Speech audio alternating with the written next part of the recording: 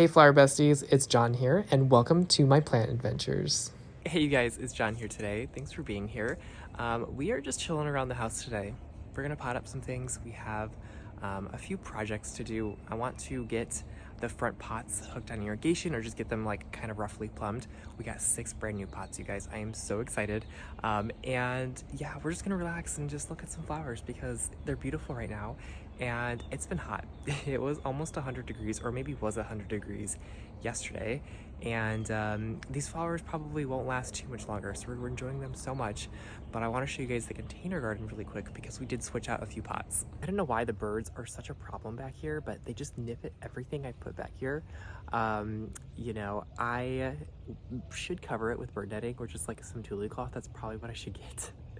When I was in growing cut flowers for florists in the flower field, the birds were such an issue. They would eat absolutely everything I put into the ground. I would have to net everything. I kind of made this cage that I would put over the seedlings, and then I would move them around to where like the seedlings were freshly planted, because once they're established, the plants really can withstand a few pecks, but really it's mainly when they're like small seedlings when it's an issue. Now today's goal is to pot up some of these things back here.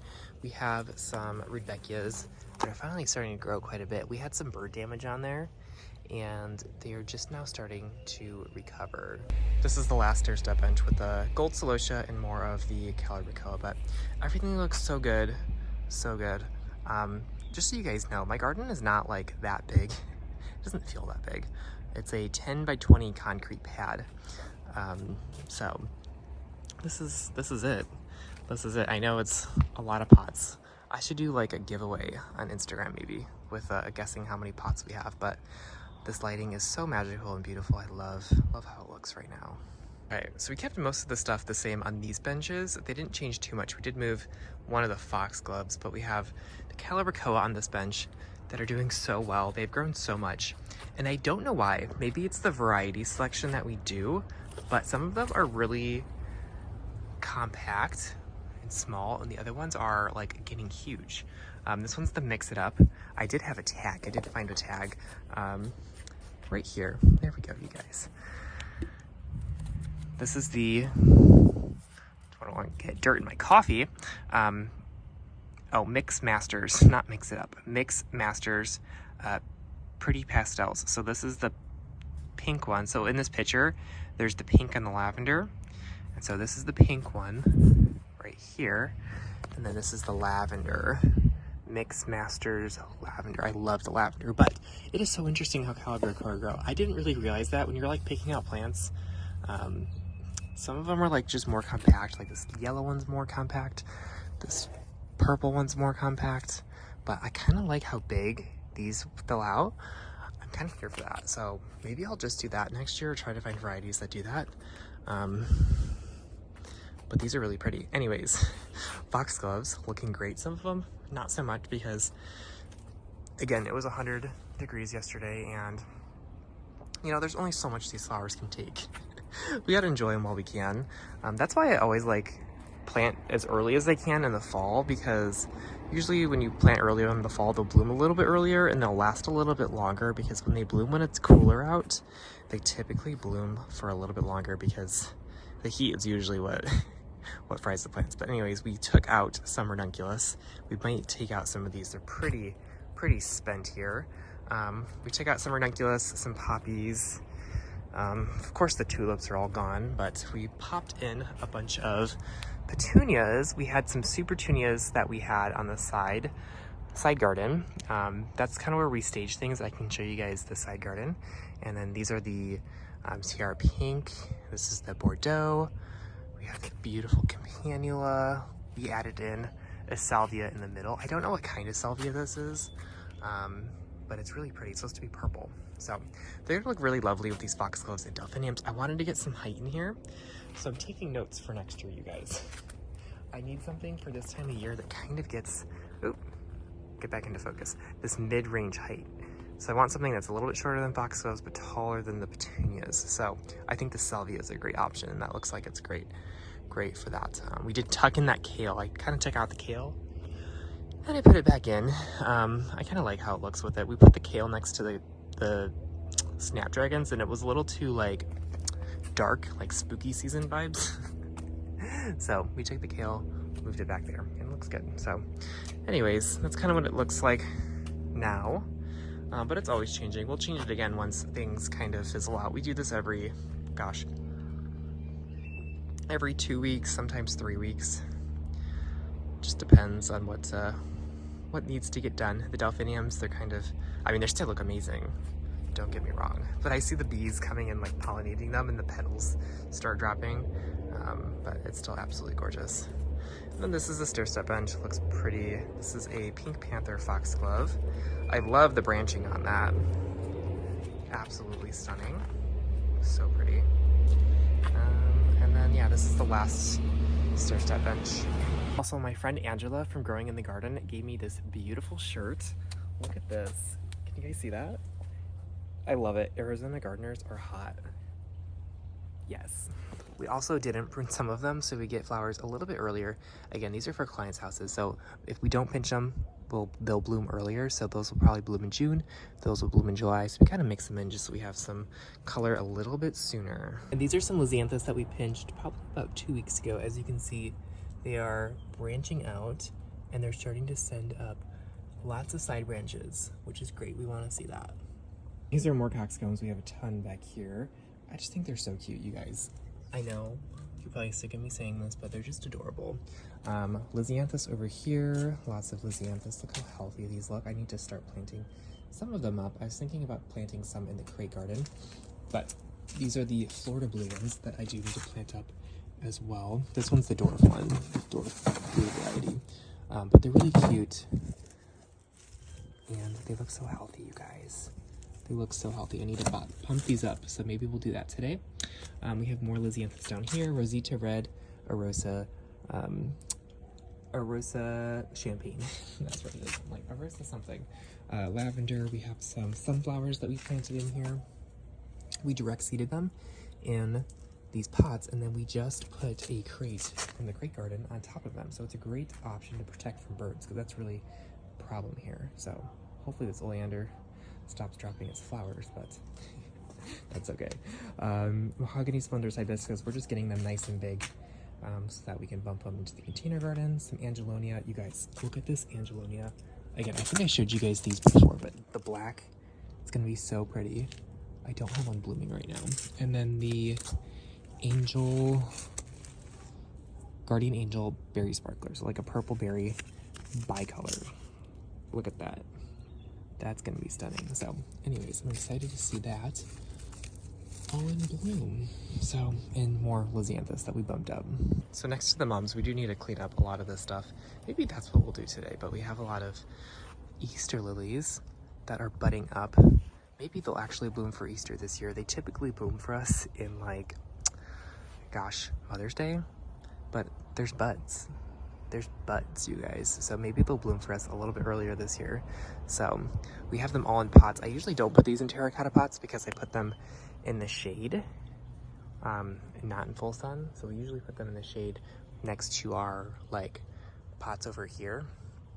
We'll tuck them into pots next to the house, so it's not as, I don't know, they're kind of more standalone when they're in the shade. So we'll see how they look. I think they'll look absolutely stunning. We have a rose. We did not prune it this year. We really should have pruned it, hard pruned it. A Dracaena. I don't know what happened here. This quarterline spike, I think something like ate it, but I'm kind of tempted just to get rid of it because we've had this for 3 years now and it keeps looking like this in the summer when we bring it inside, because we have to take it inside the grow room in the summertime. But I'm kind of over it, so we'll see about that. And just a lot of other seedlings over here. We need to do something with these dahlias because they look so pretty. And we gotta put them in the container garden somewhere very soon. I do need to stake these. I just don't know the best way to do it without it looking kind of unsightly. I might put a peony cage around them, but TBD. TBD. I was hoping you put like a tomato cage, but that's not going to be pretty. We have some coxcomb celotias back here. These are the Think Pink, the ones that we planted inside of the containers. the stair step bench containers, but I'll show you guys the stair step bench ones. These are all of them over here. They look so good. I'm so excited for these pink ones, you guys. They're gonna be so freaking beautiful. I can't wait. Cannot wait. They're gonna be so cute. So anyways, lots of flowers down here. We have some dahlias. I need to find a good way to stake these. I was not thinking about it when I got these dahlias, but this is the Miss Mandy. It's really pretty. But it's a shorter dahlia. That's gonna be really cute. In these pots, they're gonna go in the container garden, obviously. But yeah, more of the coxcombs. This is a Lavatera. First time growing it. I think it's like an annual hollyhock. Kind of the vibes I got, but it's the Patio Pastel mix. So I'm really excited to see how that looks. And just a lot of stuff back here, you guys. We have a lot of stuff for projects. We also recently planted up more of these Lisianthus. This is the Arosa Peach. Now I do need to pinch these. There we go. So we pinch them like right here, probably 2 or 3 leaf nodes up so that they branch out. And this really helps the plant get more stems to it, so that when they grow, we'll get a lot more blooms. This is especially important if you're growing them for like cut flowers. You'll get a lot more branching. But if you live somewhere colder and your growing season's like kind of short, maybe, I mean, I've seen people not pinch and then just get one stem, just so that they get the blooms in before frost, because I know in colder regions, these might not bloom until maybe August. So, yeah, just keep that in mind when you're growing these. They do like it really hot. So these are a short-lived perennial, these Lisianthus, and they will last for, I don't know, 3 to 5 years, really, if you treat them right. They're great. I kind of call them a short-lived perennial.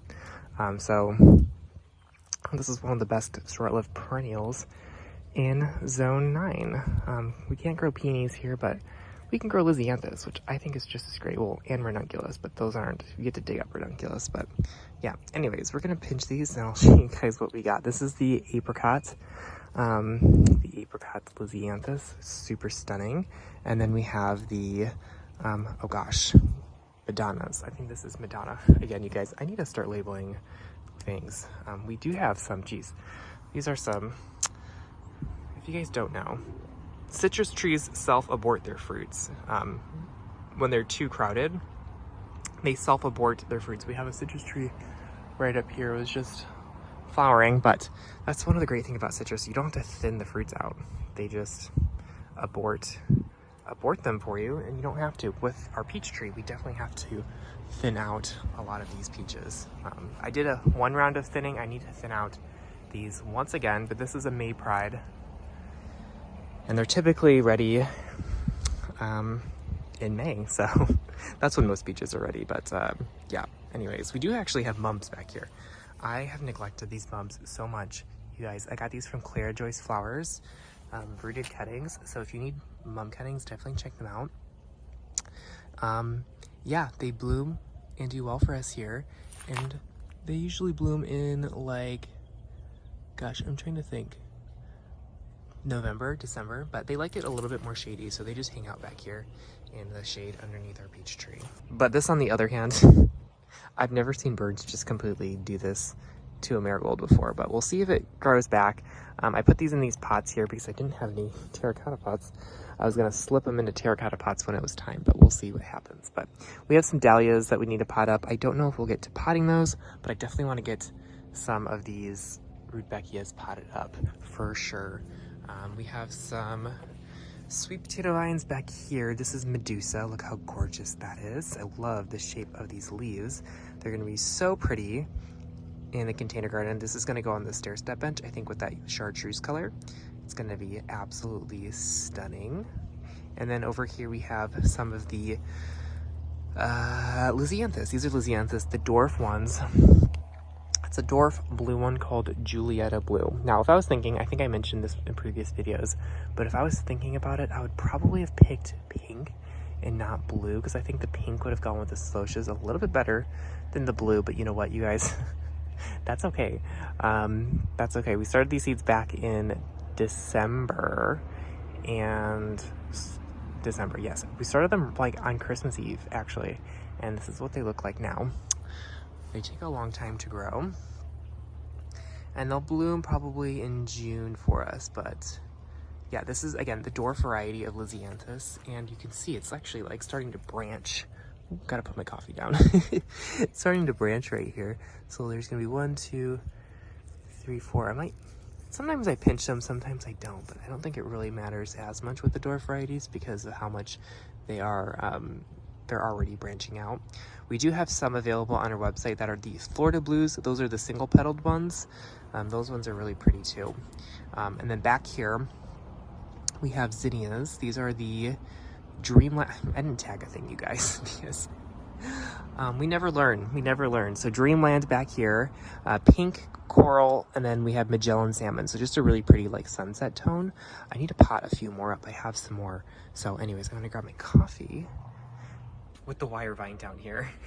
It looks so good. I love just lots of texture in the shade garden. I know this Vinca minor plant, or major, is taking over. It's literally growing in the crack of our foundation where the extra water goes, but we do need to give it a trim and kind of clean it up a little bit. But we have some ivy. This houseplant ivy in the houseplant section does super well. Kind of train them into little topiaries.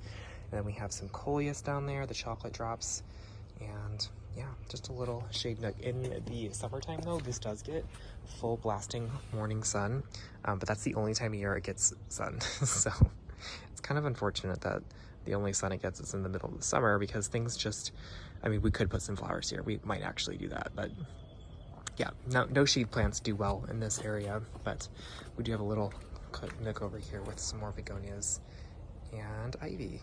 Oh, and there's an impatient. Okay, so these are peppers, and they look pretty good. We had some spotty germination on this one. This is the Ecupulo multi-orange. This one's gonna be the short one. That's gonna go on the stair-step bench. That's great. This is the Ecupulo red. That one had really great germination. I think this one's gonna be really great, like I mentioned before, for Christmas. I think that's gonna be super pretty and stunning. Just those really pretty red and green peppers. Peppers are great. I know it's going to sound crazy, but they do great for Christmas, because usually we don't have a frost before Christmas, so they kind of look like Christmas lights, the peppers do. So I think that'll be super fun. This is a oxen red. This one's going to be great. I think this is going to give us a nice purple element in the container garden for the fall. Pretty good germination rate on these. I was looking for oxen orange, but I could not find the seeds of them, so maybe if I find the seeds, I'll repot them. This is Sedona Sun, kind of like again a mid-range. These are both like a 12 to 14 inch in height pepper, and this one's going to be like more orange and yellow tone colors, so I'm super excited about these. And I didn't mention, but these, the shorter ones, the I can't say this, you guys. How would you say that? Acapulco? Red and orange. These are all going to be around 4 to 6 inches tall. And these are all the Lisianthus plugs. Again, we have these all available on our website, you guys. The Arosa Peach. So definitely snag those up if you guys want some Lizzie plugs. But we do need a water. I just gave it a little bit of Jack's Classic fertilizer to give it a little fertilizer to get these growing. So we're just going to fill up this bottom reservoir, and then we'll dump it out in about 30 minutes when they all soak up all the water. We also have a ton of caladiums up here. This is we have so many different varieties, but they are just now starting to pop up. This one's called Fang, White Fang, but these will be really pretty. We use them for the shade garden, and we actually grow these a lot indoors too for our containers. So I did have a few people ask me about the grow lights that I use. This is a Mars Hydro, and I don't know what happened to the company, but I have not seen these lights anywhere, so I need to find new lights to get. But I love them because they're so bright and powerful underneath all of these plants, or above all the plants. But I just used a rack and cut the rack, and not cut it, but when you buy a set of racks, it comes with like 6 shelves on them, so we split them in half basically. So this is one rack, a set of one rack, and there's 3 shelves on each rack. So today's objective is to plumb all of these pots with irrigation. There's a line that runs right there. There's a line, like a poly tubing that runs underneath all of this, and we're just gonna tap into that. Ooh, you can see it right here. We're gonna tap into that, and then we're gonna run it up through these pots, and then we might fill them with soil too today, just to get them all ready to plant up and look great for summer. So I do need to make sure they're all evenly spaced before I plumb them up and put irrigation on them. So I think this one's gonna be the center one. I have a tape measure around my neck, so I'm gonna measure and make sure that they're all nice and even. I think this one needs to go over just a smidge. And then make sure that they're level. They're on rock, so sometimes they're kind of tilty and wonky.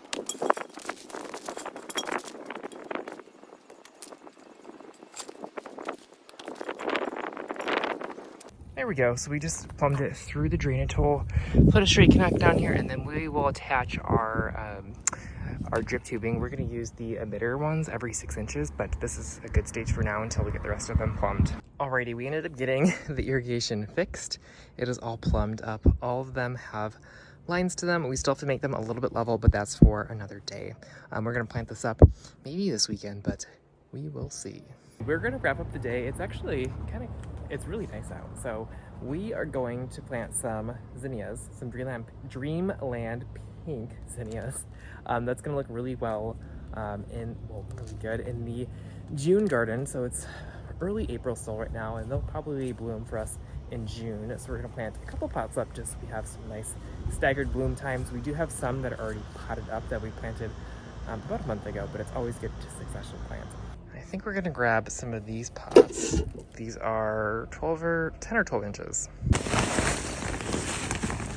We are using coated seeds, so this is going to make it really easy to plant when we are putting them in the soil. So we're just going to put one, we're going to bury a hole, or make a hole and put one about a quarter, well, we're going to put two in a hole actually, about a 1/4 inch deep, and that's what we're going to do. We're going to do 3 of them, and then 3 of them on each pot. So we put a crate on these 2, and then we put a basket on this one just to keep the birds off of them until they germinate. Thanks for watching, you guys. That's going to wrap up today's video, and I'll definitely keep you guys updated on the front pots. My glasses are full of dirt because it was a money job. So anyways, I hope you guys have a great rest of your day, and I'll see y'all in the next video.